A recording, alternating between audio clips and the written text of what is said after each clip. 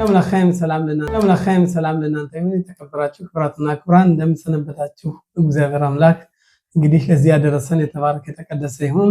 የምንገኘው በሹሻን ፑሪም ነው። ሀገራችን ማለት ደንበራችን ይጠብቅልን ፈጣሪ አምላክ ጠላቶቻችን ሁሉ ያጥፋልን ያወድምልን እያልን ቸር ወሬውን ያሰማን እያልን ለህዝባችን ለወታደሮቻችን ሰላሙን እየጸለይና በእግዚአብሔር እርዳታ ዛሬ የምንማረው የወርድ ክፍል በፓራሻት ኪቲሳ ይሆናል ማለት ነው። በዚህም ፓራሻ ማየት የምንፈልገው ዋናው ርዕስ እነዚህ እንዴት ሁለቱ ጽላቶች ማለት ነው በእግዚአብሔር እጅ የተጻፉት ሙሴ የጥጃ ጣዖት ሰርተው በሚያመልኩበት ጊዜ በማየቱ ሙሴ እነዚህን ጽላቶች ራሱ እንደሰበረና የዚህም የሰበረባቸው ምክንያቶች ምንድናቸው የሚለውን እዚህ ላይ በዛሬው በሳምንቱ የወርድ ክፍል ጸለቅ ብለን ማየት የምንፈልገው ይሄ ርዕስ ነው ማለት ነው። ከራብ ዮሴፍ ጋር በተለመደው ማለት በዚህ ውይይት ላይ እናንተም ያላችሁን አስተያየት እንድትሰጡና በዚህም ደግሞ ትምህርታችን አንድ ላይ እንድንማማር ፈጣሪ አምላክ ዕውቀትን ማስተዋልን ብልሃትን ይስጠን እያልን የሳምንቱን የወርድ ከራብ ዮሴፍ መንስባ ተወዳ ላይል ያነኽኑ ሮኢ ምን ሲምን ፍላውት ሸቀዱስ በውሁ እግዚአብሔር አምላክ ታምራትን ያደርግልናል። በረከትን እያየን ነው። ጥረቶቻችን እየወደሙ ነው። አንዳንዴም ከስብርባሪ ነገር በጣም ተስፋ ከመቁረጥ ተነስተን ማለት ነው ትልቅ ነገሮችን እንደርሳለን። ያም በሀገራችን ላይ ከሁለት ዓመት በፊት የደረሰው ባዛ በዚህ በስድሮት ከተማ በዚህም መጣው በዚህ አካባቢ ጠላት እንዴት እንደተነሳና አሁን ያለንበትን ቦታ በምናይበት ጊዜ የሰማይና የመሬት ያህል ርቀት አለው። ያም እግዚአብሔር አምላክ አንደኛ እግዚአብሔር ሕዝበ እስራኤል እንደሚወድ ይህ ሕዝብ ደግሞ እግዚአብሔር የመረጠው ሕዝብ በመሆኑ አንዴ ከተነሳ ፈጣሪ አምላክ የተባረከ የተቀደሰ ይሁን እንዴት አይነት ምን ያህል ኃይል እንዳለው እናያለን። በዚህ በሳምንቱ የወርድ ክፍል ልክ እንደዚህ ሁሉ መምህራችን ሙሴ ይሄ ኦሪቱን በባለፈው በፓራሻት ባህር እግዚአብሔር አምላክ በሲናይ ተራራ ወርዶ 10ቱን ቃላት ከተናገረ ፈጣሪ ከወረደ በኋላ ሙሴ በ40 ቀን በኋላ ወደዛ ወደ ተራራው ወጥቶ ይህንን ኦሪት ሁለቱን ጽላቶች ለማምጣት በሄደበት ጊዜ ሕዝበ እስራኤል ሙሴ እንደዘገየ ባዩ ጊዜ እንግዲህ ሙሴ ቀርቷል፣ በፊታችን የሚሄድ አማልክት ስራለን ብለው አሮንን በማንገራገር አሮንም እንደሰራላቸው ያንን የወርቅ ያመጡትን ወርቅ ሁሉ አንድ ላይ ሆኖ የጥጃ ጣዖት ከባድ ኃጢአት እንደደረሱ ከዛ ደግሞ ይሄ እንዳለ እግዚአብሔር ሙሴን ምንድነው የሚለው ሕዝብህ ከግብጽ ያወጣው ሕዝብ ኃጢአት ሰርቷል፣ ስለዚህ ሂድ ውረድ ይለዋል። እና እዚህ ላይ በፓራሻው በምንጀምርበት ጊዜ ይህ ከባድ ውድቀት ነው። እስራኤል ፈጣሪ አምላካቸውን ከግብጽ ምድር ያወጣቸውን ኦሪትን በሲናይ ተራራ 10ቱን ቃላት ለማንም ሕዝብ ያደረገውን ተገልጦ በመናገሩ ያንን ሁሉ ትተው ከፊታችን የሚሄድ አማልክት ስራለን ብለው አሮንን በማንገራገር ይህን በማድረጋቸው ሙሴም ሁለቱን ጽላቶች ሰበራቸው።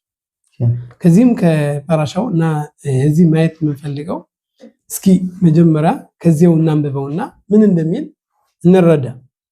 ያ የሚለው ምንድነው? በኦሪት ዘጸአት ከቁጥር 18 ይቅርታ ሚለን ምንድነው? እዚህ ላይ ወይቴን ኤል ሙሴ በክልቶ ለደበር ይቶ በሐር ሲናይ ሽኔው ለኾት አኤዱት ለኾት ኤቨን ክቱቢም በእጽባ ኤሎሂም። እነዚህ ሁለቱ ጽላቶች እግዚአብሔር አምላክ ከሙሴ ከተነጋገረ በኋላ እነዚህ ሁለቱን ጽላቶች በእግዚአብሔር እጣት እጽባ ኤሎሂም የተጻፉትን ለሙሴ ይሰጣል። ሙሴ የተቀበለውን ነገር በትክክለኛ ጠብቆ ማምጣት ለሕዝበ እስራኤል መስጠት ሲገባው በዛ ላይ ምንድነው የሚለው? ወየአራም ኪቦሸሽ ሙሴ ለረድት መንሃር ויקהל העם אל אהרון ואמרו אליו קום עשה לנו אלוהים אשר ילכו לפנינו כי זה משה האיש אשר העלינו ממצרים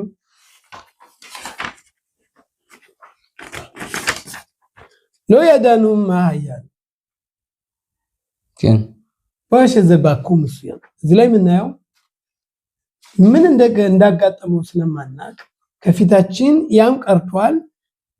ስለዚህ መፍትሄ ምንድነው የሚሉት ሙሴ ስለሌለ መሪያችን ስለሌለ ከፊታችን የሚሄድ አማልክት ስላልን በየምሮ ኢለህም አሮን ትርኩ ነሚ ዘሃብ አሽር በእዝነ ንሽኸም ብነኸም ብኖትኸም በእቪውላ ካሎቻችሁ የጀሮ ጌጦች የሚስቶቻችሁን የልጆቻችሁ ሁሉ አምጡና አምጥለዋል። በእውነት ቅድም እንዳልነው ሰሩ ጥጃ ጣዖት ወጣ ያንንም ያመልኩ ጀመር። ከዛ እግዚአብሔር ይነግረዋል። ይህንስ እንዴት ነው የምናየው? በጣም ጥሩ። אז በመጀመሪያ ልክ እንዳልከው መማች ሙሴ እግዚአብሔር 40 ቀን 40 ሌሊት ቆይቶ ነው እንግዲህ ይሄንን ሁሉ ታሪክ የተከሰተው ማለት ነው። ማለት እግዚአብሔር ለሕዝብ በሀገር ሸቦት 10ቱን ቀናት በቃል ነገራቸው። ከዛ በኋላ ነው ሙሴ ወደ ሲናይ ተራራ ወደ እግዚአብሔር ሄዶ ነበር እና በሄደበት ሰዓት ወደ ገና ከመሄዱ በፊት ሕዝብ እስራኤል ቅድመ ዝግጅት ሲያደርግ ምን ያለው ምን ያህል ጊዜ እንደቆይቶ እንደሚመለስ ነግራቸው ነበር። እና ስለዚህ ሕዝብ እስራኤል ያን ሁሉ ጊዜ ሲጠብቁ እንደነበረ ያሳየና ማለት ነው። አረ ስለጠበቁ ነው አሁን ቀረ ያሉት ወይም ዘገየ ያሉት። ምክንያቱም በእነሱ ሐሳብ የሙሴ መዘገየት ያለ ምንም ምክንያት አይደለም በሚል ያሰቡት ማለት ነው። ከዛ የተነሳ አዝ ሙሴ ካልመጣ የሆነ በጣም ትልቅ ለውጥ የተከሰተ ነገር እንዳለ በማገናዘባቸው የተነሳ አዝ ይሄ ወደዚህ ደረጃ ለመድረስ የሞከሩት ከዚህ የተነሳ ነው። በእርግጥ ስለዚህ ጉዳይ ማለት ነው ብዙ አስተያየት መስጠት አለብን። ለምሳሌ እንበል ሙሴ ቢዘገይ ምን ችግር አለው? ታዲያ ሙሴ አይደለም ዓለምን የፈጠረ ሙሴ አይደለም ሁሉ እስካሁን ድረስ ተአምር ያደረገ እና ተሎ ብለው ኪሎ ሀፊታችን አብሮ የሚሄድ ወይም የሚመራነን አምልኮት ስራለን ሲሉ አምላክ ስራለን ሲሉ ለምንድን ነው ከሙሴ ጋር ያያዙት የሚለው ይሄን በመት ራሱን የቻለ ትልቅ ጥያቄ ሊፈጠር ይገባል። በተለይ ሙሴ ብቻ አይደለም ትልቁ ሊቅና ሊቃውንት እንደነበረ ብዙ ነበሩ። አሮንም ራሱ ነበረ፣ ሌሎችም ብዙ ሽማግሌዎች ነበሩ። ግን ለኸን ይሄ ጥያቄ በጣም ውላይ በሌላ ጊዜ እንድንወያይበት ይገባል። አባል እያንዳንዱ ማለት ነው ማሰብ አለበት ስለዚህ ጉዳይ ምን ስለሆነ ነው ህዝበ ሰው ወደዚህ ሊያስበው ይጀምራል ማለት ነው።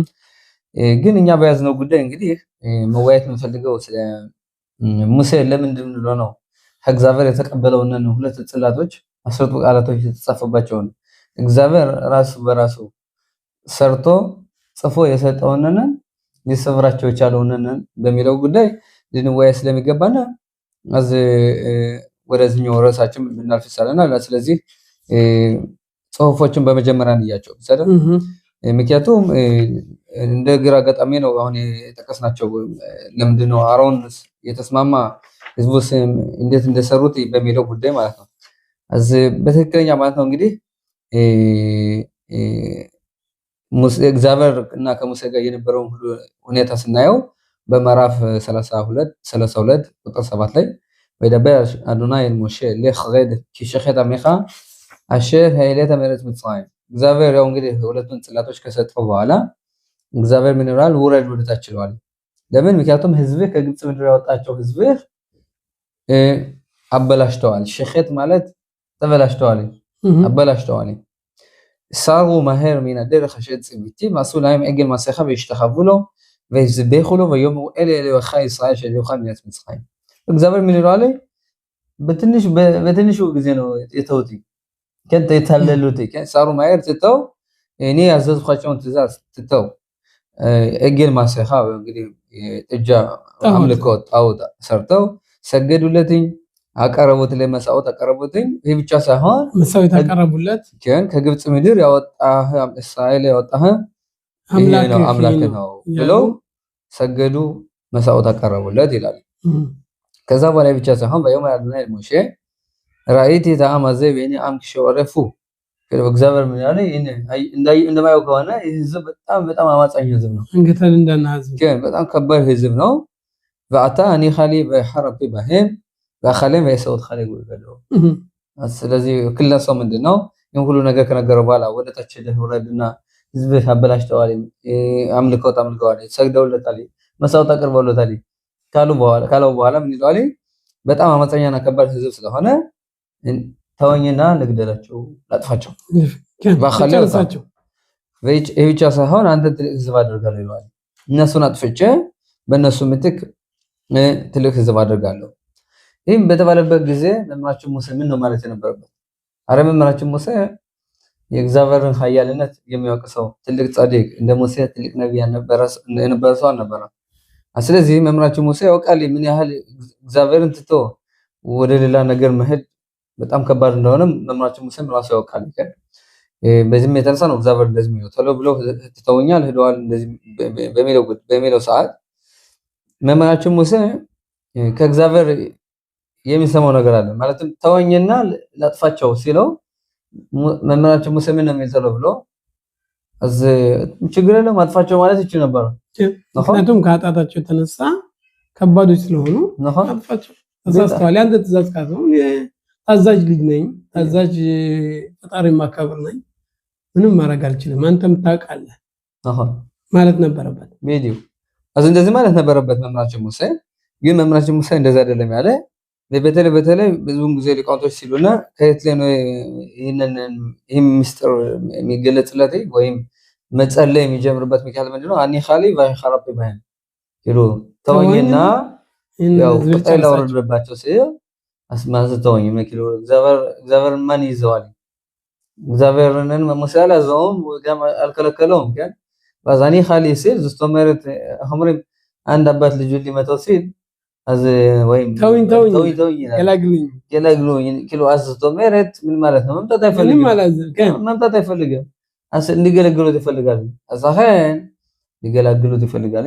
ስለዚህ ማወሚያ እኔ አክሻብ እግዚአብሔር አምላክ ወይ ለካ እንድጸልይ ነው የሚፈልግ የሚል ሞሼ ወያ መቪን ተሮሃ ድበሪን ወይኻድ ሞሼ ትብኒ አዶናይ אלוהיו ויאמר למה אדוני יחרה אפיך ועמך אשר הוצאת מארץ מצרים בכוח גדול ביד חזקה. ולכן መምህራችን ሙሴ ያው በሁል ጊዜ በጾማሽ ጊዜ እናነባለን። אז ምን ያደርጋል? መጸለይ ጀመረ። ግን እንደዚህ ጋልኸኝ ወይም ከነገርኸኝ ኦልሬዲ ገና ከማጥፋት በፊት እኔን ከነገርኸኝ እንዳጠፋቸው ነው ካልኸኝ אז טוב יש זמן הזדמנות ገና አሁንም እንትኑ ቁጣው ገና ከመውረዱ በፊት የማብረድና መሻሻል ምሕረትና ቸርነት ለማውረድ ይችላል በማለት መምህራችን ሙሴ ለእግዚአብሔር አምላክ ነው ይጸልያል። ይሄ ብቻ ሳይሆን ምን የሚለው በጸሎቱ እግዚአብሔር ለምን ቁጣህን አወርደው ለምን ትቆጣለህ? ይሄ ብቻ ሳይሆን ከግብጽ ምድር ያወጣቸው ህዝቦች ናቸው በኳህ ገደል ቢያል ኸዘካ። ለነገሩ አንደኛው ምላሽ ለምን ትቆጣለህ አግባቢ ነው። ቀድመን ብለናል። ፈጣሪ አምላክን ትተው ሌላ አምልኮ ባዕድ አምልኮት ካመለኩ ሰብ መቆጣት ነበረበት ይገባል። ግን ሙሴ ለምንድን ነው የሚለው ለምን ትቆጣለህ? እንዴ ለምን ትቆጣለህ? ግልጽ ነው። አረ ለምን ተቆጣ ግልጽ ነው። ግን ሆኖም ግን ሙሴ አይተውለትም። ይሄኛው መልስ እግዚአብሔር የሚመልሰው ሙሴ ሌላ ጥያቄ ይጀምራል። ነሆን از ይሄንን ካለ በኋላ ግብጽ ምድር ያወጣቸው በኃይልና በትልቅ ሂጅ ያወጣቸው ህዝቦች ናቸው። ይህ ብቻ ሳይሆን ለማ የምሩ ሚጽራይም ለሞር በራውት ያም አረጋታ ባረግ ለخلوታ ያደባ ሹ ሚኻውና በሐቢና خماغላ ነሆን ህዝብ እንዳደረጉ ቀባል እንዳደረጉ ቃለውኝ እንደተሳሳቱ ክፉ እንደሰሩ አውቃለሁ። ግን ለምን አይደለ ለምን በሚል መለሰለቴ از ምክንያቱም ህዝብህን ከግብጽ ምድር ስታወጣቸው ሁሉ ዓለም ህዝብ በተለይ ግብጽ ምን ያሉ ልዩ ህዝቡ እግዚአብሔር በመሆናቸው አወጣቸዋል ብለው አምነው ነበር። መስክረዋል። ጋር ባዛክሻብ ስታጠፋቸው ዘላይ ምን ይላሉ? ላይችል ላይሆን ከግብጽ ምድር ያወጣቸው ለካስ ከበረሃና በተራራዎቹ ሊገላቸው ነው በሚሉበት ሰዓት በዛን ጊዜ የበለጠ እንዲሁም ያንተ ስምና ያንተ ቃል በጣም ከባድ ደረጃ ይደርሳል፣ ይረክሳል። ስምህነን በዓለም ላይ ህዝብ ያርሷቻል በማለት ይሄ የመጀመሪያው አንደኛው ምክንያት ለምንድነው ባትገላቸው የሚሻለው? ለምን ሁሉ ህዝብ ምን ይላል?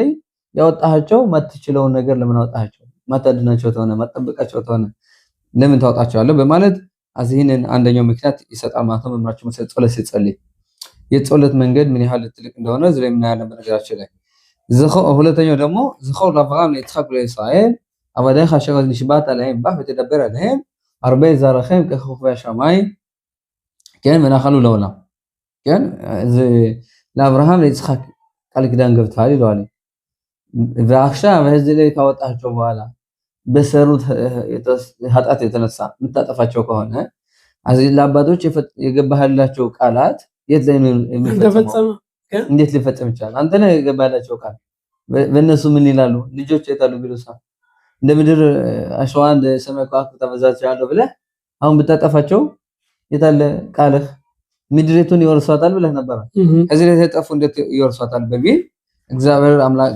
ለእግዚአብሔር አምላክ ማለት ነው ይጸልያል በማኔን እግዚአብሔር ምን ይላል በይነኸም አዶናይ አላጋሽ ሊበላ ሰጣው ነው እግዚአብሔር አምላክ ገብቶኛል አሁን ገብ ከቢያሆን አሁን ገብ ነሆን እና ስለዚህ እነሱን ይቀርብያለሁ ነሆን ነኸምቲ ተጠናንቻለሁ የተናገርከኝ ነገር አሁን አንድ ልጅ አይበላውና ከልማታ ጥረንተኛ ነኸማሽ ነኸማሽ ከረጋ እግዚአብሔር አያጠፋቸው ግን ተረጋጋው ኮልብሰ ያስራኻ ዘብ ይሄ የመጀመሪያው ለእግዚአብሔር ቅድም ያልነው መለሰ ማለት ያ ምንድነው ያለው ማለት ተወኝ ላጠፋቸው ነኝ ተወኝ አለውን ሙሴ ጠየቀ የጠየቀው መሰረት እግዚአብሔር ይቻለ ያለውን ኮንቨርሴሽን ያለውን ውይይት ማለት ነው ያላቸው መልስና ጥያቄ እዚህ ላይ እናያለን በውጫይ በመናይበት እንበል እግዚአብሔር እንበል ሙሴ የተነገረውን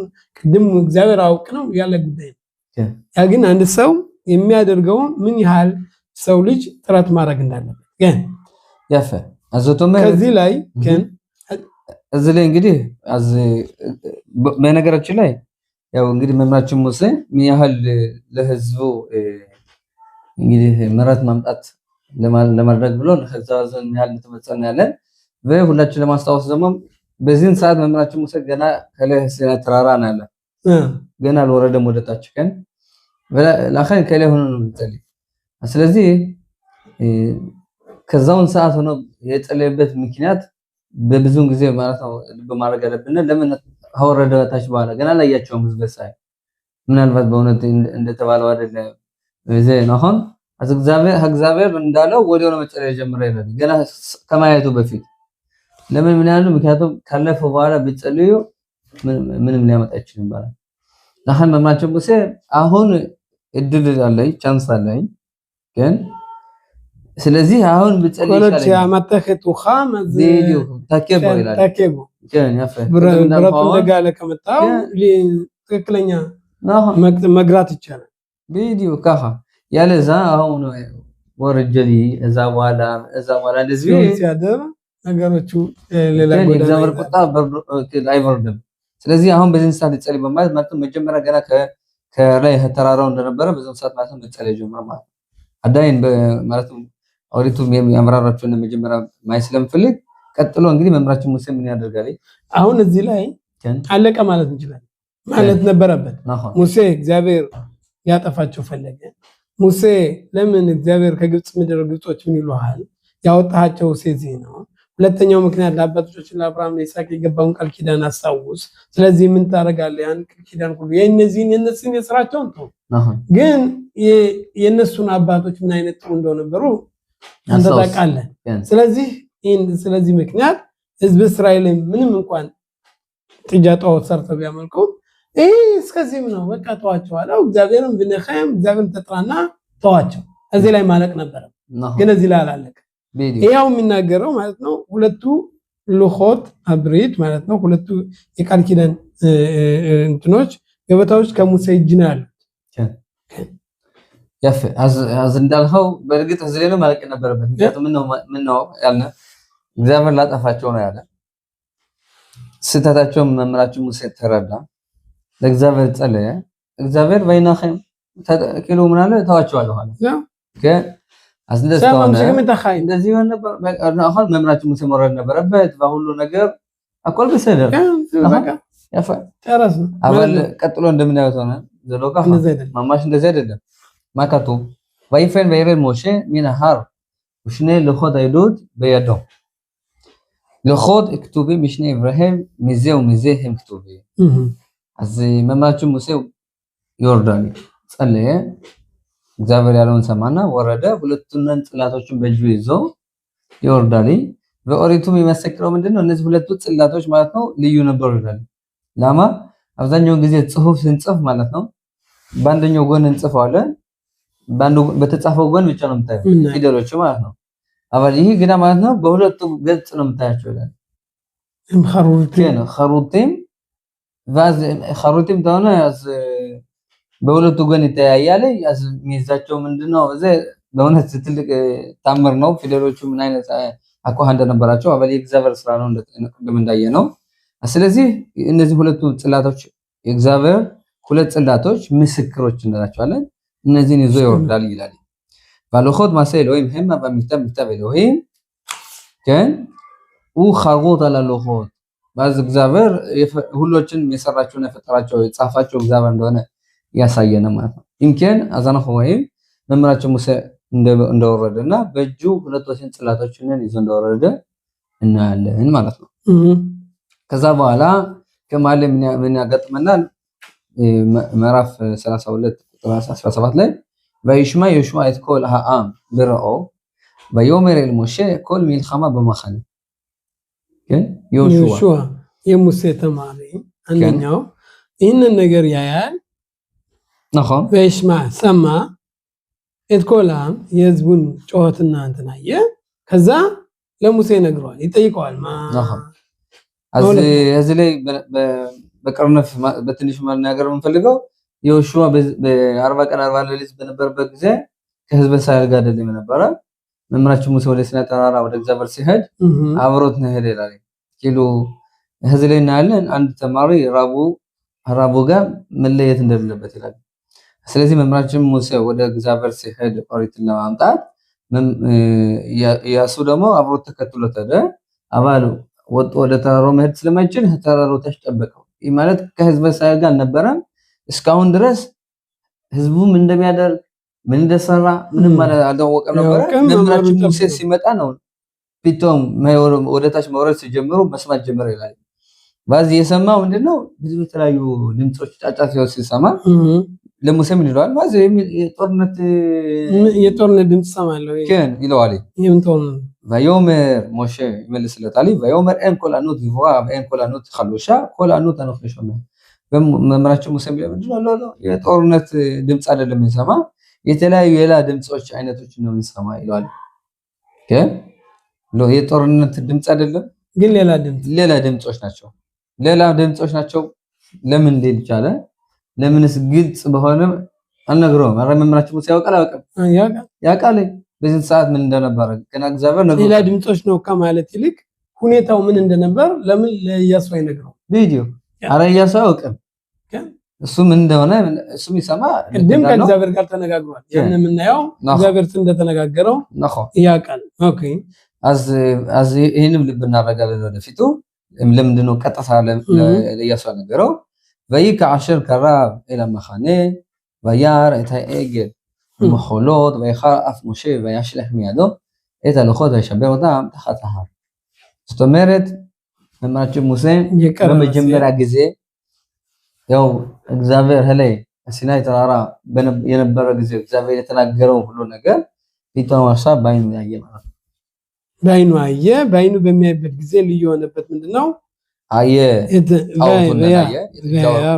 አየ ومخولot ويحرفش ويحرف مشه ويشلح እዚህ ላይ ማለት ሙሴ ጣዖት እንደሰሩ ግን እግዚአብሔር ነግሮታል ተላወቀም ግን ሙሴ አሁን ልዩ የሆነበት እዚህ ላይ መስፈናቸው መጨፈራቸው መደሰታቸው በዚህ ላይ ሙሴ በጣም ተቆጣ ኦኬ አሻብ የዚህ ቁጣ ምንድነው ለዚህ ኢያሱ እንደምንድነው ያልነገረው ከሚለው ላይ ይሄ እንግዲህ በአጭሩ ታሪኩን ምን ተጽፏልና ኦሪት ምን እንደምትለን ነው ተራ ምን ነው መጀመሪያ እንመለስና ወደ እስካነበብነው ላይ መጀመሪያ እግዚአብሔር ምንድነው የሚለው ሙሴን ራክ መጨረሻው ላይ ለመዝጋት ያህል መምራችን ሙሴ ጥጃ ወርቁነን ሲያይና ጥጃውነን የዞሮ ሲጨፍሩና ሲደሰቱ ሲያያቸው በመጀመሪያ ጊዜ ያደረገው ምንድነው? መጀመሪያ ተቆጣ።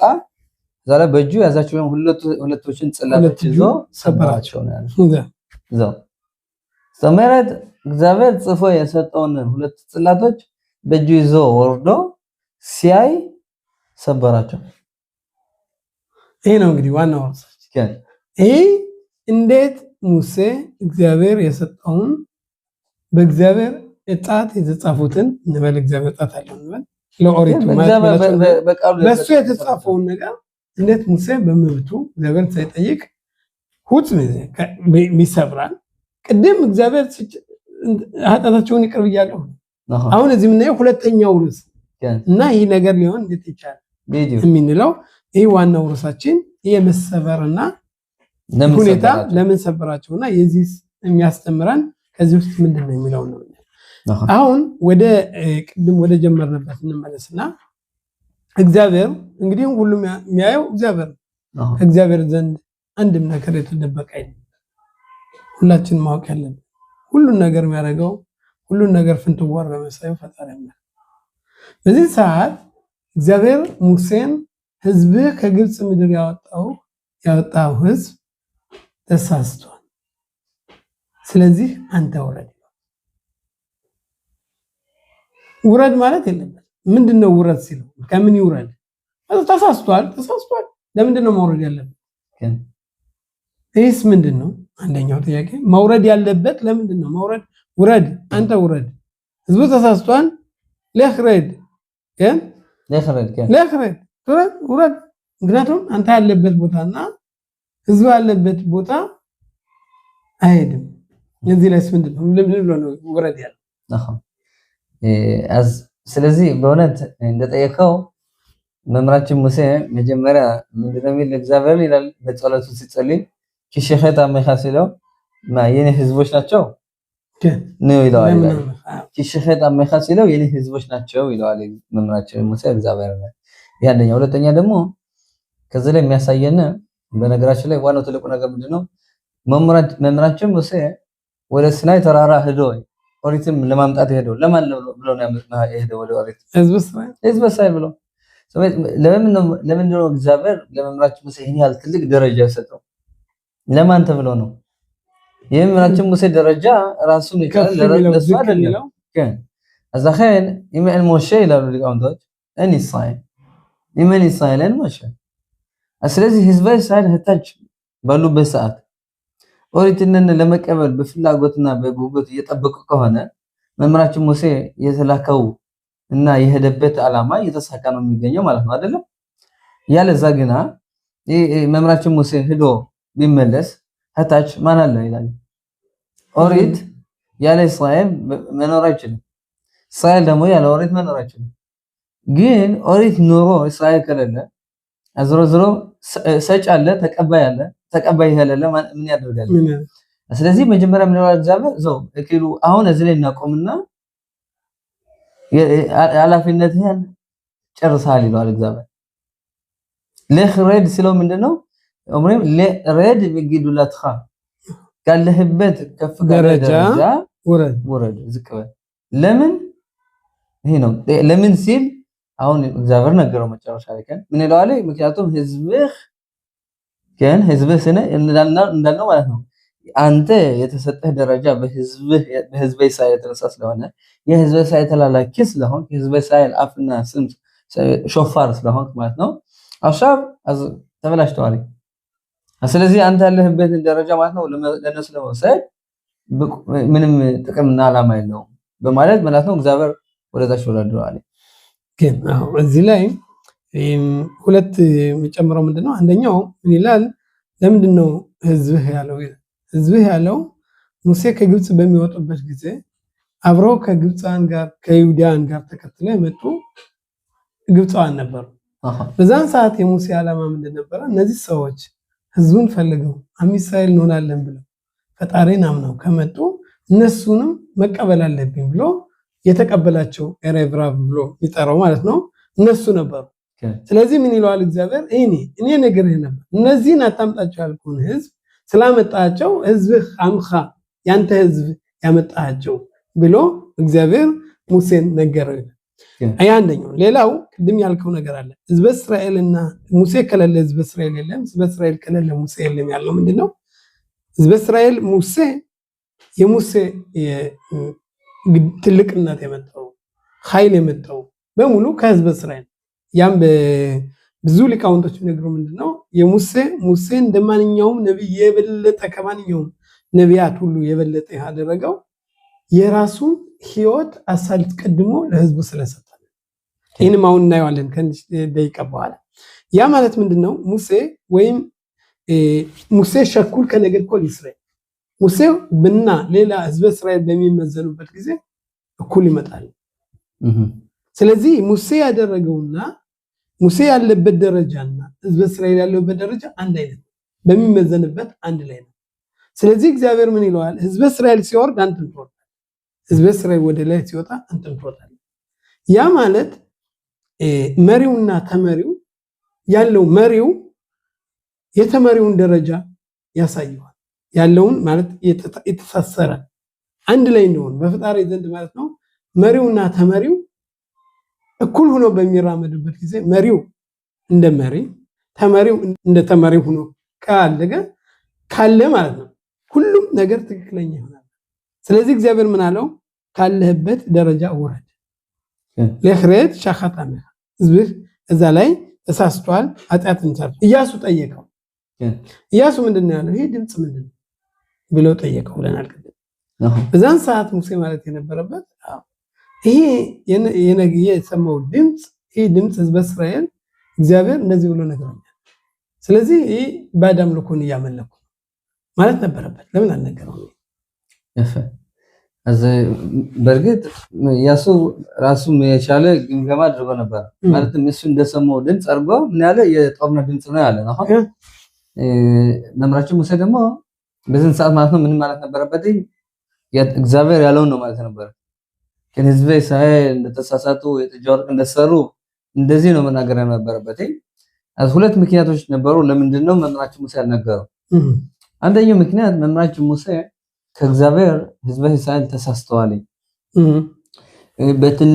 በትንሹ ጊዜ እግዚአብሔርን ትተው ሌላ አምልኮ ሰርተዋል ባለው ሰዓት እግዚአብሔር ለሙሴ መምራችን ሙሴ በዛን ሰዓት ማለት ነው በውስጡ በጣም አዝኖ ነበር ስለዚህ ከኢያሱ ጋር ማለት ነው ይሄንን ንግግር ለማድረግ ጥሩ ስሜት አልነበረም ግን ስለዚህ ምን ይላል ሌላ ድምጽ ነው የምንሰማ ይላል ተቆጥቶ ነበር ግን መምራችን ሙሴ በጣም ደስ አላለውም በጣም አዝኖ ነበር በጣም ተከፍቶ ነበር ስለዚህ በከፈው ሰዓት ማለት ነው ይሄን ነገር ሊናገር እንትን እሆምር ቃላት አልነበረውም አፍሉ ትንፋሽ አጥሮት ነበር ይላል ያ አንደኛው ምክንያት ሲሆን ባነው በእርግጠኛው ግና ትልቁ ዋናው ምክንያት ምንድነው ምንም ህዝበ እስራኤል ቢሳሳቱም ይላል የህዝበ እስራኤል ክብር አለማናቃቅ ፈልጎ ነው ይላል የህዝበ እስራኤል ክብር አላቸው ስለዚህ ለኢያሱ ምን ማለት ይችላል ነበር ተሳስተዋል ህዝበ እስራኤል የህዝበ እስራኤል ስህተት ነው ይሁሉ ጫጫታ የሚሰማው ምን መሰለህ ብሎ መምራችን ሙሴ ቢናገር የህዝበ እስራኤል ክብር ዝቅ እንደማድረግ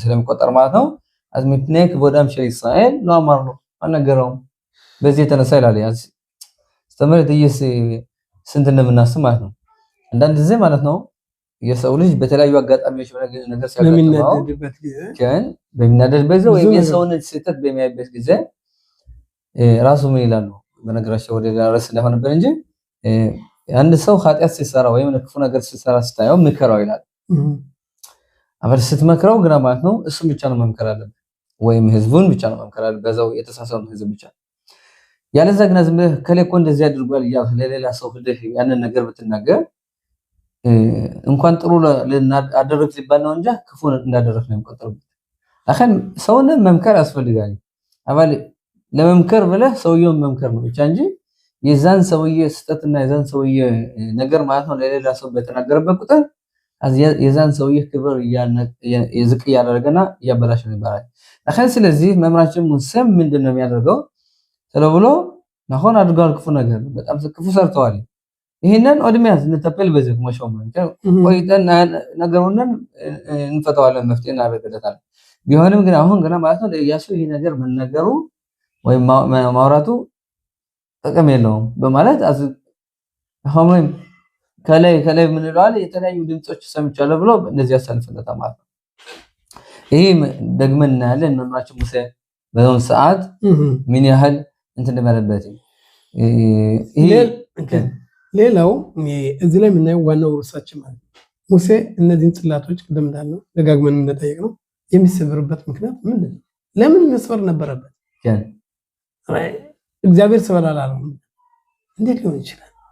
ይሄ በእውነት እንቆቅልሽ የሆነ ጥያቄ ተሸወል ሸላ ተማ ቅድም ልጠይቅነው መጀመሪያው ስተን በእውነት አንደኛ በጣም ጥያቄውን በጣም ከፍ ለማድረግ ስንል መምህራችን ሙሴ ለምን መሰለህ አይበለውና ኦሪት ተናደደ። ለምን አለ ኦሪቱን ወስዶ አሁን ሰፈር ቶራ ሁሉም ይግነሳሉ ወስደህ ብትለው ስር አድርገህ እንደዚህ አድርገህ ወዲያ የምትለው ሊሆን ይችላል። ይሄ እንኳን ሰው የጠፋው ነው፣ ፈጣሪ የጠፋው ማለት ነው። እግዚአብሔር የጠፋው ኤሌክ ዶሼ ሊሆን ከላይ ከእግዚአብሔር ዘንድ የተቀበልነው በእግዚአብሔር እጅ የተጻፈው ፋውናስማ ይሄን ጥያቄ ለምን ሰበረው ከሚለው ከመድረሳችን በፊት አዞር የምጠይቅ ጥያቄ መምህራችን ሙሴ እግዚአብሔር የሰጠውን በመስበሩ ስተት እንዳደረገ ይቆጠራል? ኃጢአት እንደሰራ ይቆጠራል? አይቆጠርም? ለኸውራ አሁን እኛ በሰው ደረጃ በምናስብበት ጊዜ ሰሰውቷል። ለምን ፈጣሪ የሰጠውን ነገር ትልቅ ነገር ምን ጠብቀው ማንኛውም ሰው ድንግላት ያለው አክብሮ ፈጣሪ የሰጠን ነገር እንሰማለን። ለመስፈር ከፈልግ ነው ጠይቅ። ያንተ አይደለም ፈጣሪ የሰጠ ነው። ሊያንተም የሰጠ የራሴ ግል ገንዘብ አይደለም፣ የህዝቡ ገንዘብ ነው። ፈጣሪ የሰጠው ኦሪትን የሰጠው እነዚህ ጽላቶች የሰጠው ለህዝብ እስራኤል ነው። እንደምናስ የኔ ሐሳብ የኛ የሰው ልጅ ሐሳብ የምናይበት ጊዜ መቀጣት አለበት። ማናዙ ለመቀጣት ነበር። ይሄ ነው መልስ መለሰው። በነገራችን ላይ በሰው ደረጃ በምናይበት ጊዜ ግን አዝ እንመለስና ግን ሽባርታ ይላል።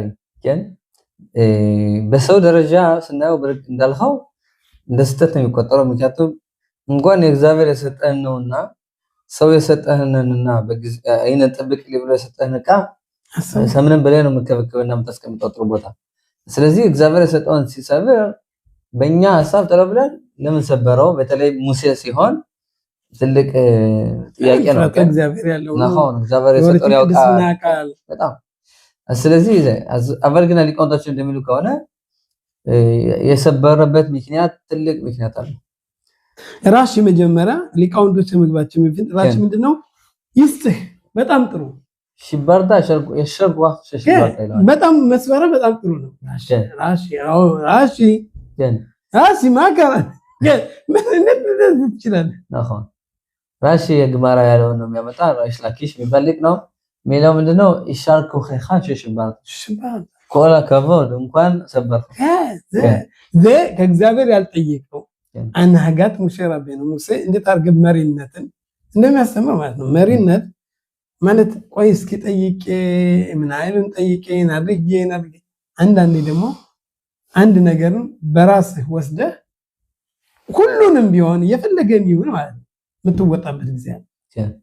እዚህ ላይ የምናየው አፉህ ጽፒዮች ኢብኑ አዳም የሰው ልጅ የምናስበው የነበረው ይሄ መቀጣት የነበረበት ግን ሌላ ነገር እንደነሚው ሊቃውንቶች ግማራ ወደ ጀሊዮን አፒቱ ከስኮያ ይስተን ኳንተበርኩ ላ በጣም ጥሩ። እዚህ ለመመለስ ወደ ኋላ ነው። አንደኛ መምህራችን ሙሴ እግዚአብሔር ገና ነግሮት ነበረ ህዝቡ እንደተሳሳቱ በተሳሳቱበት ሰዓት ላይ ተራራው እንደነበረ ወደታች ሳይወርድ ሰብሮ መምጣት ነበረበት። አሁን ሰብሮ መምጣት ማለት መስመር ከፈለ ማስቀመጥም ገደማት አለ ማምጣት ይችል ነበር። ግን አባል ግን ምን ያደረገ ይዞ መጣ፣ ወረደ ወደታች ህዝበ እስራኤል የሚያደርጉትን አየ። ካየ በኋላ ሰበረው ይላል። ለምን ይላሉ? አንዳንድ ጊዜ ማለት ነው እኛ የምንረሳው ነገር አለ። በጊዜው ወርዳታ አምላክ ጥበብና ልቦናውን ሰጥቶን ደግሞ ለማገናዘብና ለማወቅ ያበቃል። አብዛኛውን ጊዜ ማለት ነው ከፊታችን ያለውን ነገር ማለት ነው ጥሩ ነገር የሚጠቅመን ነገር ውድ የሆነው ነገር ውድ እንደሆነ የምናውቀው መቼ ነው? ካለፈ በኋላ ነው። አብዛኛው ጊዜ አዝመምራችን ሙሴ ማለት ነው ምን ያደርግ እዚህ ሁለቱን እግዚአብሔር የሰጣቸውን የዘላለም ጽላት ምስክራቸውን ይዘው መጥተው ማለት ነው ከፊታቸው አሳያቸው ይላል። ለምን ያሳያቸው? አይተው እንዴት ምን እንደቀረባቸው እንዲጸጸቱ ይላል። ወይናችን በእኛ እጅ ስራ በሰራነው የተነሳ ማለት ነው ከን ኸጥ አይገልን ያመጣው ትልቁ ስህተት ምንድነው ይባሉ? ትዕግስት አለመኖራቸው ይላል። ሰብላኑት ትንሽ ትዕግስት ኑሯቸው ቢሆን ሸሻኦት ይላሉ። ወሸሽ ይላሉ።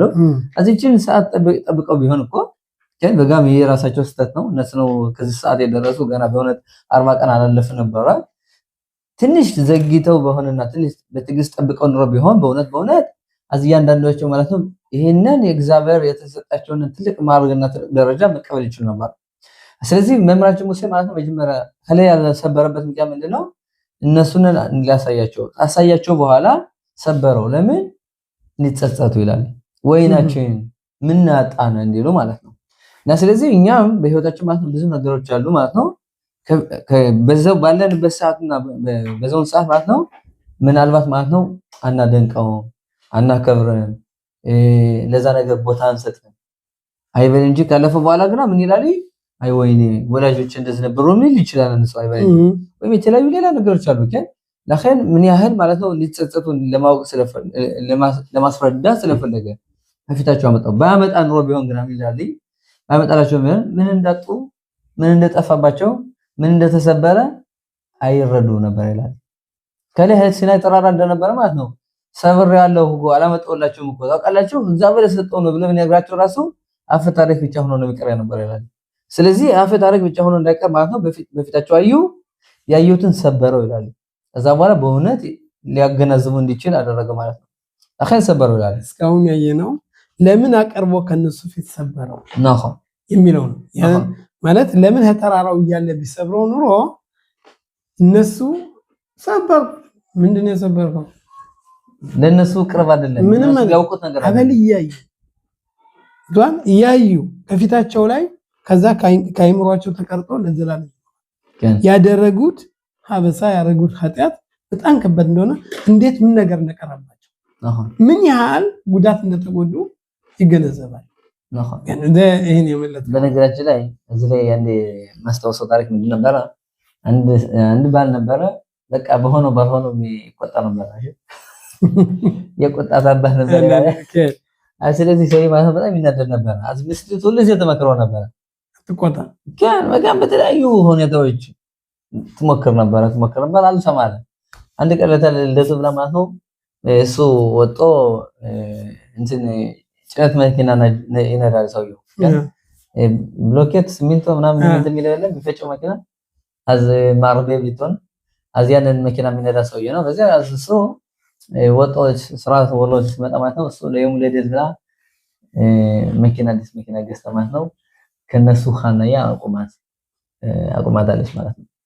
እሱ ይመጣልኝ ዛዝ መጥቶ ማለት ነው ተናዶ ስራው ውሎ ምናምን እንደዚህ መጥቶ ልምዱ አይደለም እናደ ማን ነው መኪና እንደሞ መጥቶ ደፍሮ ከመኪና መቆሚያ ኻናዬ መኪናውን ያቆማ ብሎ በጣም ተናደደና የተወሰነ ደቂቃ ማለት ነው ሳይቆይ ተረብሎ ማለት ነው ያመጣውን ማርቤ ሌለ ለቶኑና ከመኪናው ላይ ወለከትን ተደፋው እዛ መኪና ተገዛው መኪና ሲደፋው ማለት ነው እንኳን አሳየውት ብሎ ደስ ብሎት ማለት ነው ቁጣውን አንተን ብሎ ወደ ቤት ሄዳል። ወደ ቤት ሲሄድ ምስጢቱ ማለት ነው ታለሽ ኪሎ ምን የሆነ ነገር ሚል እንደሆነ ደስ ብሎታል ምናምን እንደዚህ ምትል መስራት ይቀርል ነው 5 ደቂቃ ምናምን ሲቆይ ነው ያየው ነገር ምንድነው እንደዚህ ስትለው ምን አየሁኝ ማለ ለየሙ ለደቱ መኪና ደስ መኪና ገዝቼ ያቆምየልሃለሁ ስትለው ያነ ሰውዬ ወይኔ ብለው ማልቀስ ጀመረ ይባላል። ልክ እንደዚህ ነው ማለትም አንዳንድ ጊዜ ማለት ነው የሰው ልጅ የተወሰነ ደቂቃና ትዕግስትና የራሱንን የተበላሸውን ባህሪ ያስተካከል ኑሮ ቢሆን ትልቅ ስጦታ ይቀበል ነበር። ለኸል እግዚአብሔር ሙሴም እኮ ይሄ ሊያስተምራቸው ነው። ይሄ ለምን ሰበረው እዚህ የሚል በሚለው ነው እዚህ ቦታ ለምን ሰበረው ባጠቃላይ በሚለው ደግሞ ብዙ እንትኖች አሉ ያብራራሉ ሊቃውንቶቻችን። አባይ ምን ያሉ መምራቸው ሙሴ የሰበረበት ትልቁ ምክንያት ምንድነው?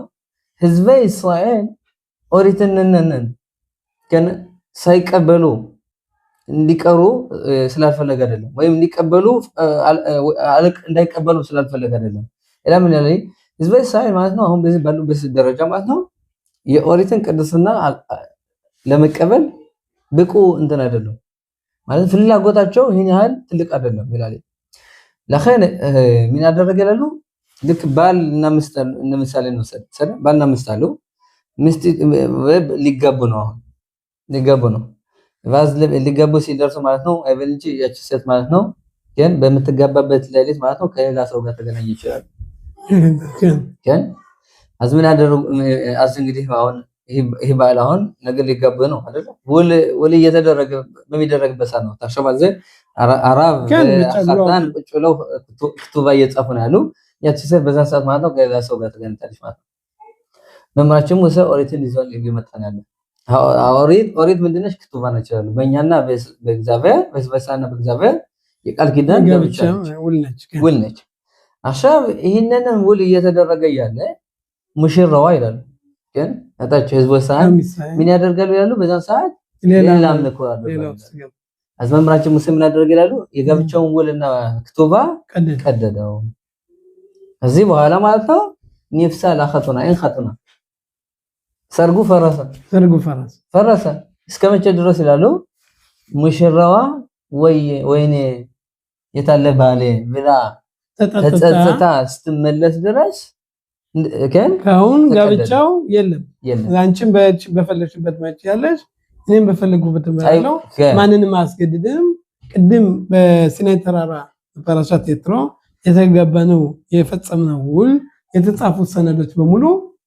ተቀደዱ ፈረሰ ሁሉም ነገር አለ ስለዚህ በዚህ ላይ የለም ብሎ ሙሴ የዚህን ዓለም አመራር ህይወት ሊያስተምር ስለፈለገ እነዚህን ሁለቱን ጽላቶች የቃል ኪዳን ምልክቶች ሰበራቸው ነው ናሆ አሻብ ሙሴ ደግሞ ይሄንን ሲያደርግ ማለት ነው ዘለው ኪሎ አይበል እንጂ ተመልካቾቻችን ስተትከኛም እንዳናስተላልፋት ነው ሙሴ ያው እንግዲህ ህዝበ እስራኤልና እግዚአብሔርን ሊያፋታ ወይም ሊያራርቅ ሳይሆን መምራችን ሙሴ ለህዝበ እስራኤል ጠበቃ ለማቆም ፈልጎ ነው ህዝበ እስራኤል በተበላሸበት ደረጃ ተገንተው ከሚጠፉት የጋብቻውን ውል እናጥፈውና እንደገና እግዚአብሔር ግን የበለጠ የሰመረና የዘላለም የሆነ እንትን እንዲሆን በማለት ነው ፈለገ ይሄ ነው ጠበቃነቱ የቆመ ማለት ነው ያለዛ በስተታቸው ከተገኙ የበለጠ በሁሉም የተጻፈው ያስገድዳቸዋል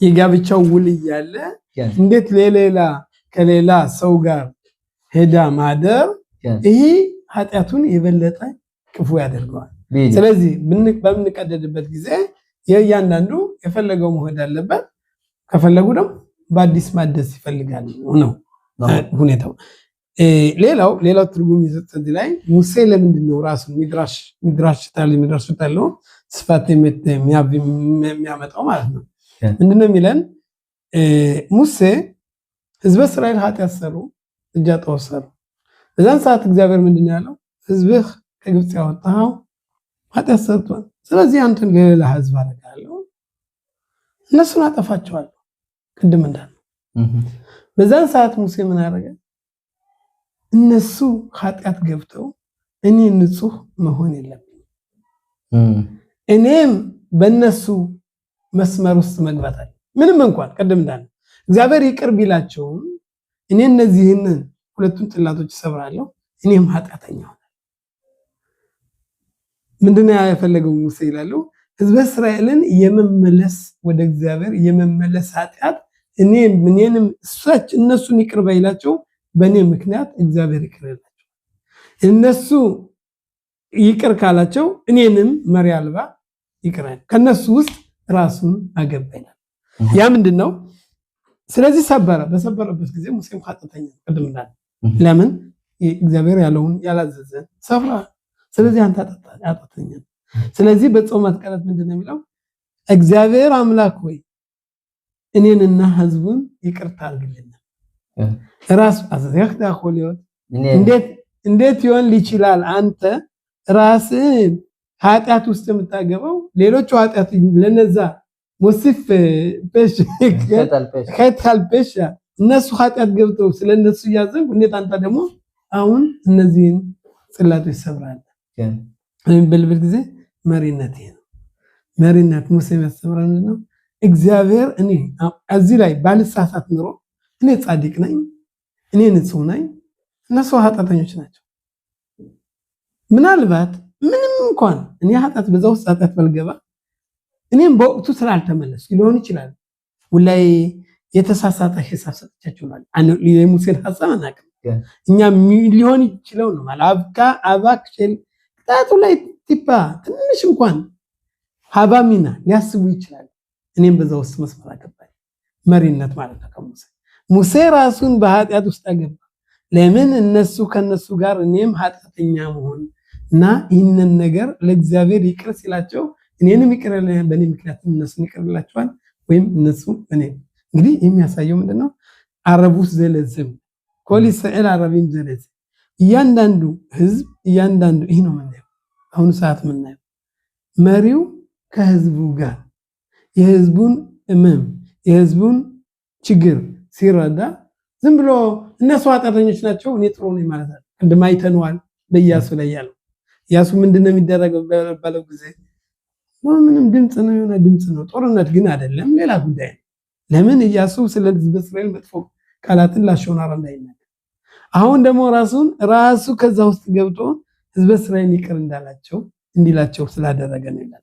ስለዚህ ሙሴ መሪነት በጣም ትልቅ ነው። ለዚህ ነው እንደ ሙሴ ከሙሴ ሎቃም ከሙሴ እንደ ሙሴ የተገኘ ሙሴ እግዚአብሔር አምላክ ቢነግረውም ቢያዘውም ይቅር ቢለውም ይህን አለ ማለት እኔም በዛ ውስጥ መግባት አለብኝ ብሎ እዚህ ውስጥ የገባው ማለት ነው። ኦኬ አባል በዚህ ላይ ማለት ነው አሁን ያየነው ለምን ሰበረ የሚለው ሌሎችም አሉ ሊቃውንቶችም ይነግሩን ለምን እንደሰበረው። ቅድም ያልሆነ ነገር ነበረ እናስተውሰው። መምህራችን ሙሴ ጥጃ ወርቅ እንደሰሩ ገና ተነግሮ ነበረ። በዛን ሰዓት መምህራችን ሙሴ ለእግዚአብሔር ነው የጸለየው። እግዚአብሔር አምላክ ከቁጣህ ተመለስ፣ ለህዝብህ ራራ፣ ወደ እስራኤል ስም ታገባቸው አይደለም ብዙ ልመና ለምኖ መጥቶ ሲመጣ ገና በአይናቸው ሲያቸው በጣም ተቆጣ ነው ያለው።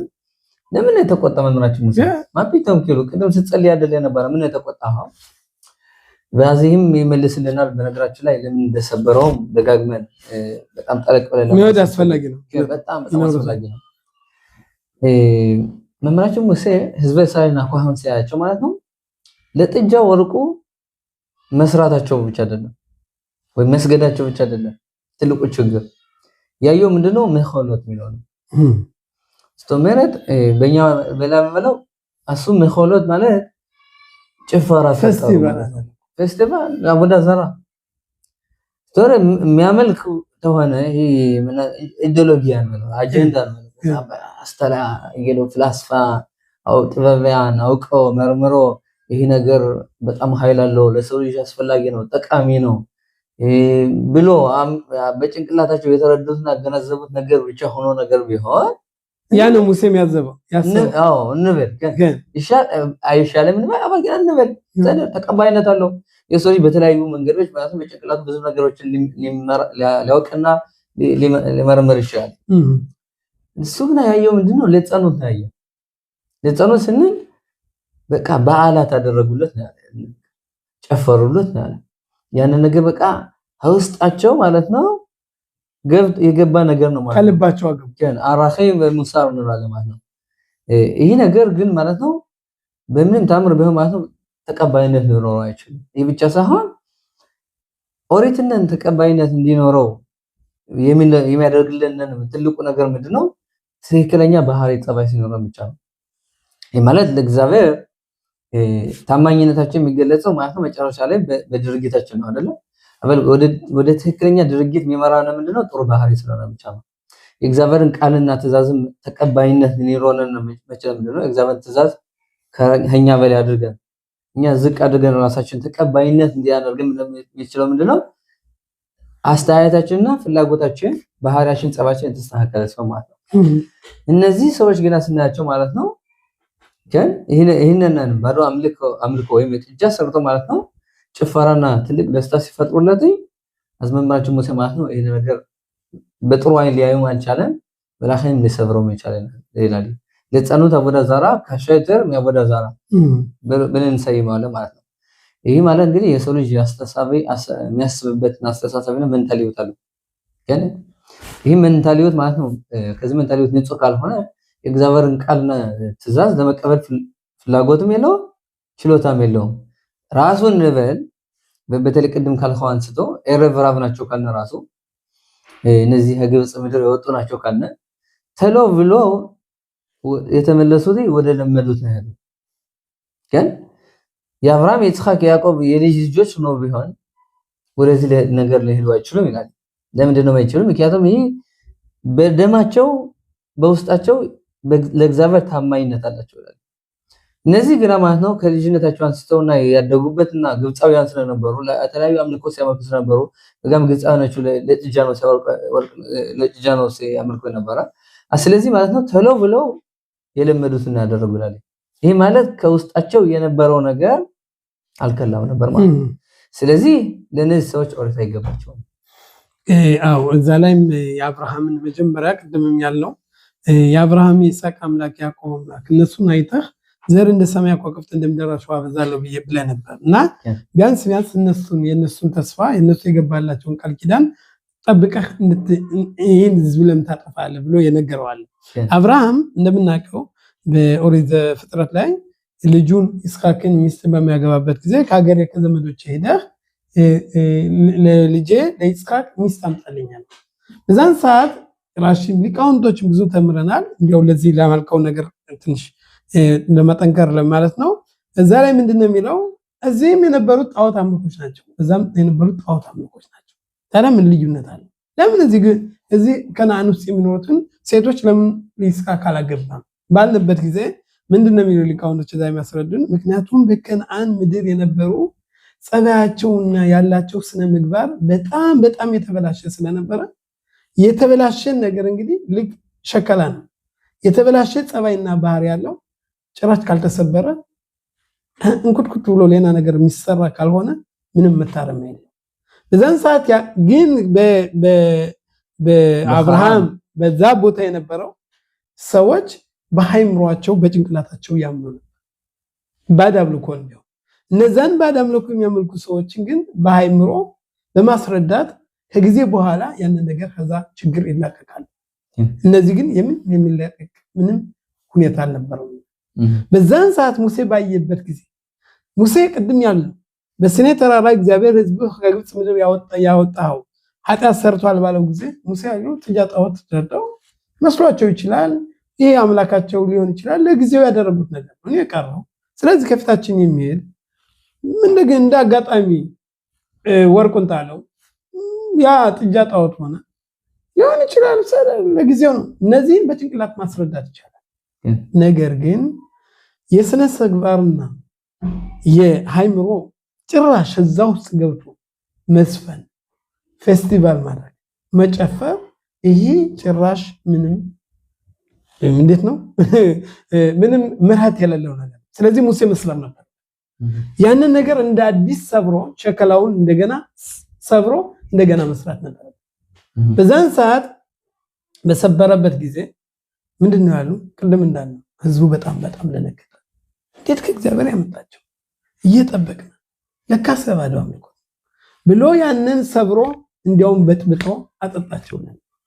ለምን አጠጣቸው? ይሄኔ ያመለካችሁ ጣዖት የሰራችሁት ሁሉ ልክ ባዶ ነው። ልክ እንደ ምድር አፈር ነው። የምድር አፈር ያድናል?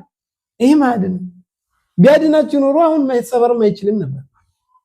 በራሱ በወረውረው ብሰብረው ማሰበር አይችልም። ምክንያቱም አምላክ እናንተ እንደምታምኑት ያ ራሱን የማያድን ባዕድ አምልኮት እንዴት አምላክ ናችሁ ታምኑታላችሁ?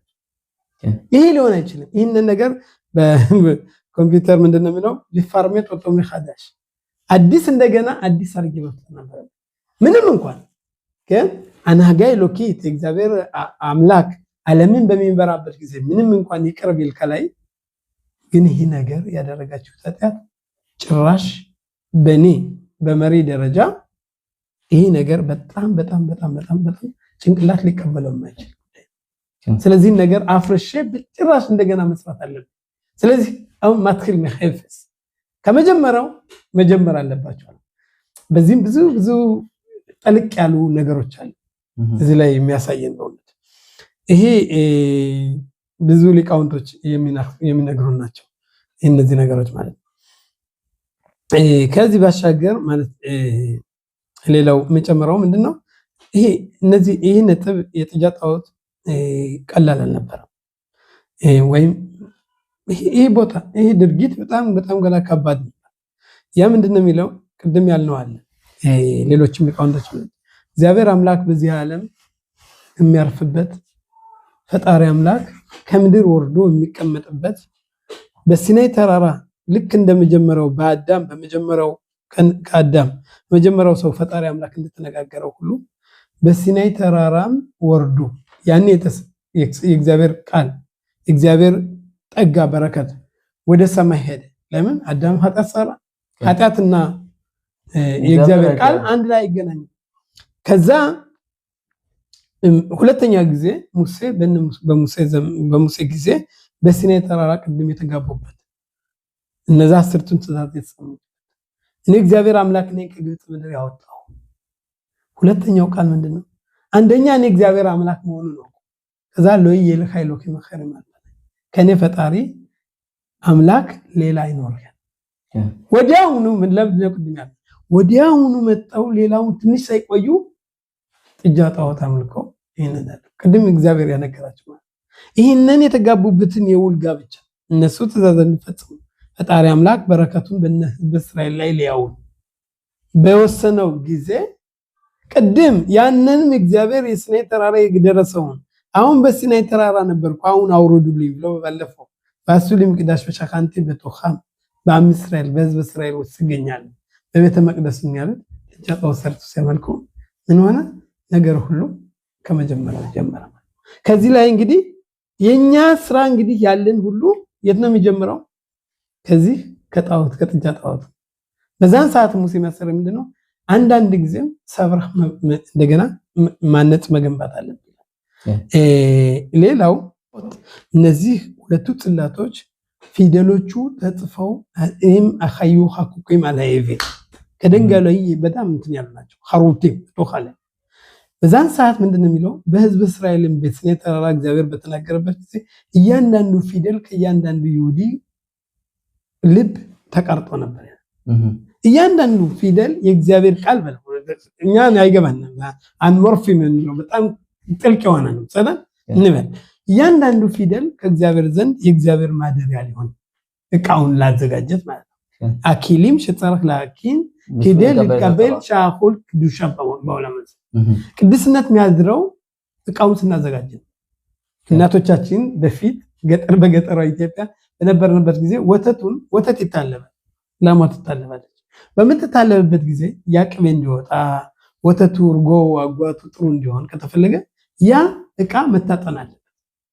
በደንብ መታጠን ማለት በትክክለኛው እናቶች የሚሰሩት ያቁታል። ከታጠነ ወይም ራሱ ጠላ ማድጋው ከታጠነ ጠላው ድፍድፉ ጥሩ ይሆናል፣ ይጣፍጥ ይሆናል። እንደዚሁም ደግሞ ቅቤ ይወጣዋል፣ ወተቱ ያማረ ይሆናል። እዚህ የኛ ዓላማ እቃዎች ናቸው። እነዚህ ልሆት የእግዚአብሔር ቃል እነዚህ ከዚህ ላይ ድንጋዩ ላይ የነበሩት የእግዚአብሔር ቃላቶች በእያንዳንዱ ይሁዲ ላይ የተጻፉ ከልባችን የተጻፉ ናቸው። አንዳንድ አስበን እንደውም በልጅነታችን ላይ የሰማነው ነገር እኛም ብዙም ጊዜ ማወራው ብዙም ጊዜ የምናገረው በልጅነት የቀሰምነው በልጅነት ከወላጆች ጋር ቁጭ ብለን የተማርነው ማጠንም በለው ምንም በለው ወይም ሁሉ ቃላት ማለት ነው ይመጣው ዘረን ከ30 ዓመት በላይ እንግዲህ በእስራኤል ሀገር ተቀምጠው እንዴት እንደሚታጠን ማስታወስ የልጅነት ጉዳይ ነው እንጂ አሁን የተማርኩት አይደለም። ዘረን እና በዚህ ሰዓት ምንድነው እያንዳንዱ ከልቡ ላይ የእግዚአብሔር ቃል ነበር። እነዛ ፊደሎች የእግዚአብሔር ቃል ናቸው ይላል ሙሴ በወረደበት እነዛ ቃላቶች ሙሴ ድንጋዩን ይዞ ሲወርድ ምን ሆነ? እነዛ ፊደሎች ሁሉ በሰማይ ላይ እየበረሩ ጠፉ። ድንጋይ ምን ሆነ? ድንጋይ ብቻ ቀረ። ለምን እንዴት ሊሆን ይችላል? ይህን ድንጋይ ያነሳውትና ይህን ድንጋይ ቀይሬ ሌላ ድንጋይ ባነሳ አንድ አይነት ነው። ስለዚህ የዚህ ድንጋይ እኮ ቅድስና የለም። ብራና ላይ ኦሪት የሚጽፈው በብራና ነው። የብራናው ቅድስና ይላል። የብራናው ቅድስና ፊደሎች ናቸው። እነዛ ፊደሎች በእያንዳንዱ ፊደል ላይ የሚያንጸባርቁ ናቸው። እያንዳንዱ ፊደል ዓለም የተፈጠረበት ነው። ዘኸለቅ ሚብራያት አሁን እግዚአብሔር ዓለም ሲፈጥረው መደሻ አልወሰደም። ምንም መጥረቢያ ምንም ነገሮችን አላጋጨም። ይሁን አለ ሆነ። ፊደሎች እየተቀጣጠሉ ፊደል። ለዚህ ነው ብዙ ታሪኮች አሉ ማለት እግዚአብሔር የተናገረው ሁሉ አንደኛ አጽርላኪን ታኪሊ መጀመሪያ እቃውን ማዘጋጀት። እቃችን ምንድነው? ሃይምሯችን። እቃችን ምንድነው? እምነታችን። እቃችን ምንድነው? እግዚአብሔር በእኛ ላይ ማንገስ እግዚአብሔር። ስለዚህ ሙሴ ምንድነው ያላቸው? እነዚህ ድንጋዮች ለካስ ምን ነገር የላቸው። ፊደሎቹ እኮ ጠፉ። ሙሴ ትልቅ ነው፣ ይሸሎኪ የእግዚአብሔር ሰው ነው። በሚያይበት ጊዜ እነዚህ ፊደሎች ጠፉ። በሚጠፉበት ጊዜ ዋናው እንደገና ፊደሎችን በእነዚህ ህዝብ ላይ መጻፍ አለ። እነዚህ ፊደሎች እንዲጻፉ እንዲሩቁ ያደረጋቸው ምንድነው? ኃጢአታቸው ናቸው። እቃው ትክክለኛ አይደለም። ሃይምሯቸው ንጹህ አይደለም። ነገ ዛሬ እግዚአብሔር አለ ይላሉ፣ ነገ እግዚአብሔር የለም ይላሉ። ነገ የገንዘብ ያማለት የተለያዩ ነገሮች ይላል። ያለንም የህይወት ይሄ ነው። አሁን ሰዓት ነው። ቅድም አራብ ሐናን ፖራት የተናገርከዋል። አራብ ኩክ የተናገረዋል።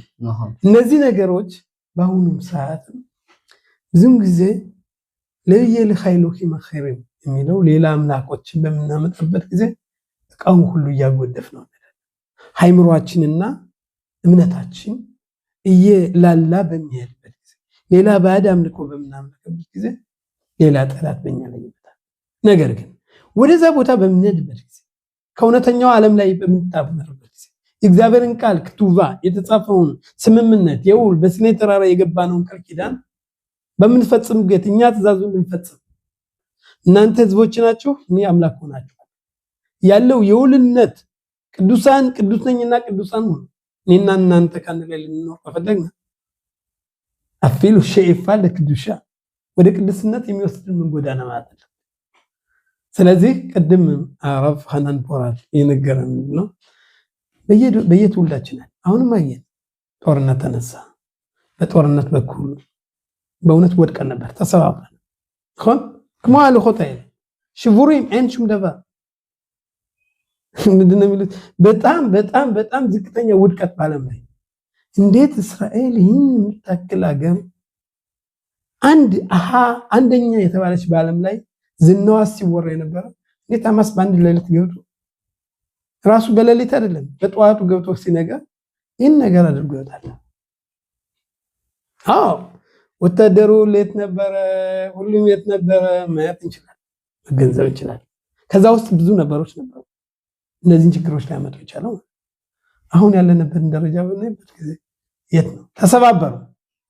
ግን ያንን ሊገነባ የቻለው ምንድነው? የህዝቡ ጥንካሬ፣ ህዝቡ ለሀገሪቱ ያለው ወዳድነት። ሁሉም ዝም ብሎ ብዙ ጊዜ የሚያፈራቁ ሰዎች አሉ። በየቀኑ እኛ እንድንጣላ እኛ ራሳችን እንድንጎነጃጀር የሚያደርጉናል።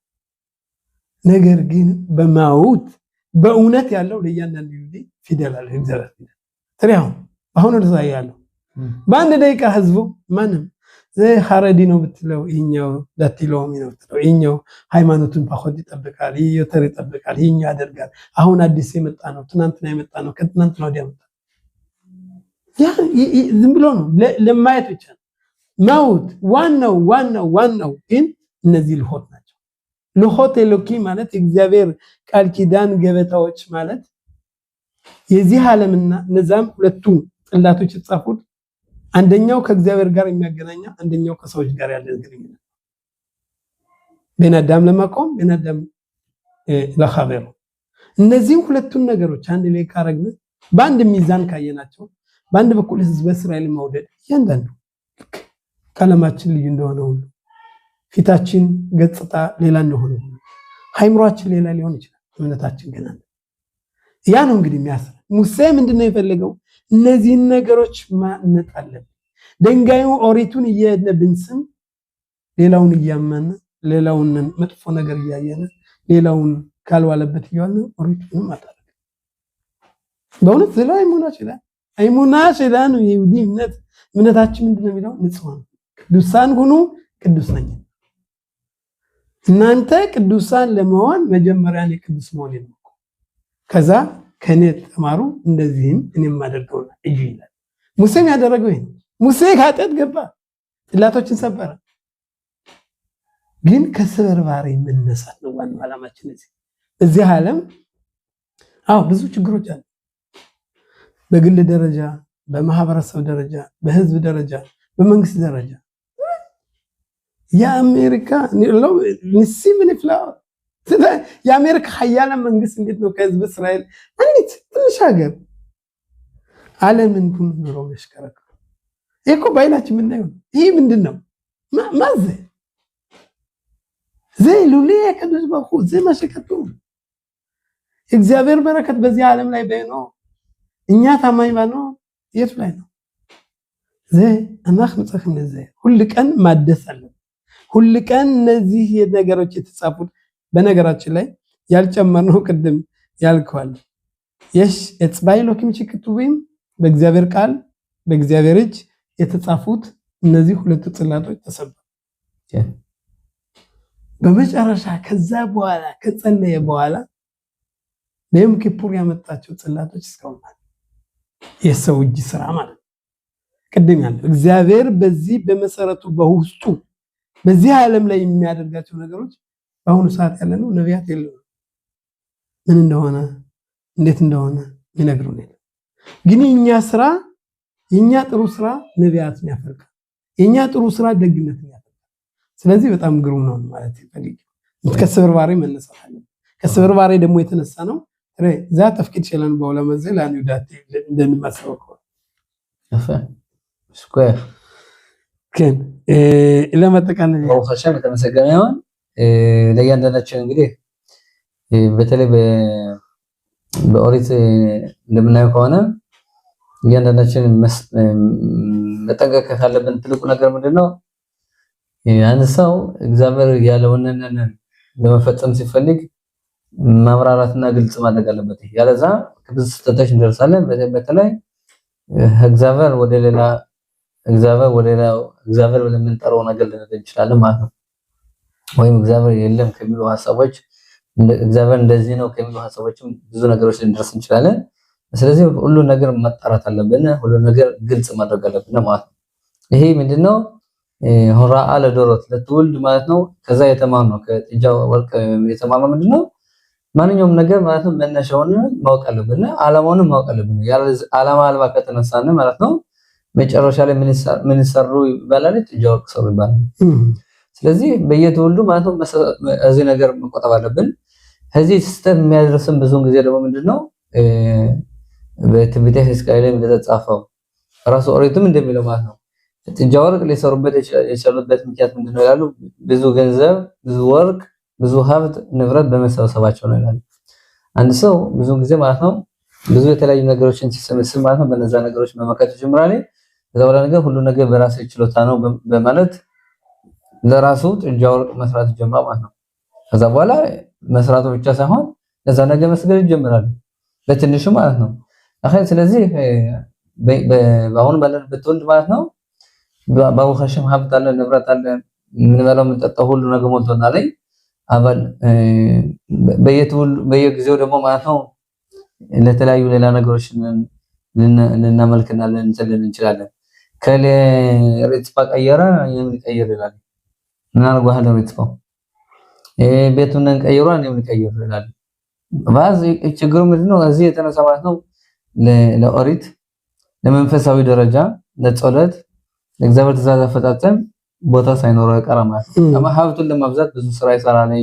ሀብቱን ለማብዛት ለልጆች ሳይላ ይገባል፣ በትዳሩ ውስጥ ብዙ ነገሮች ይደርሳል። ከዚህ የተነሳ ማለት ነው መቼም በእውነት የሰው ልጅ ለእግዚአብሔር ትልቅ ፍቅር እንዳለው የምናየው በሽራሽር የተጻፈው ስሜን ከሆታም አለበህ ማለት ከልቡ ሁሉ ጊዜ የሚመኘው ፈጣሪ አምላክ የሚያዘውን ሲሆን እዚህ ማለት ነው ትልቅ እውነታዊ ማህተም ነው ማለት ነው። አባል ግን እግዚአብሔር ያለውን ትቶ ሌላ ነገር መሄድ ከሆነ በጸሎት ምትክ ሌላ ነገር የሚያደርግ ከሆነ ለኦሪት ቦታ ሳይሰጥ ሌላ ነገር የሚሰጥ ከሆነ ይሄ ትልቅ አምልኮት ነው ይላል። ምክንያቱም እንደ ኦሪት የበለጠ የለም፣ ከጸሎት የበለጠ የለም፣ ከእግዚአብሔር ቅርበት የበለጠ የለም። ሁሉ ነገር የሚያምረው የሚሰምረው መቼ ነው?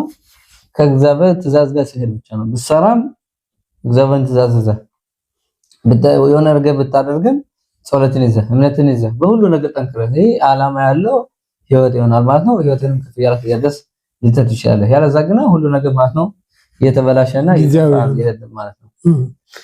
እጅግ በጣም ጥሩ። በጣም አመሰግናለሁ። እግዚአብሔር አምላካችን ህዝባችን ይባርክልን። እንግዲህ የፑሪም በዓል አልቋል። እኔ ብትዋህ እንግዲህ የደስታ ነው ያለም በአመት ውስጥ ደስታ ነው። ያላየናቸው ደስታ ሁሉ አለ። የህዝብ እስራኤል ጠላቶች ሁሉ እየወደሙ ነው እና እግዚአብሔር አምላካችን ቸሮሩን ያሰማን፣ ህዝባችን ይባርክልን። እግዚአብሔር አምላካችን በሚቀጥለው ፓራሻ እስክንገናኝ ድረስ ሰላሙ ነው። ሸባት ቻለም ሸባት ቻለም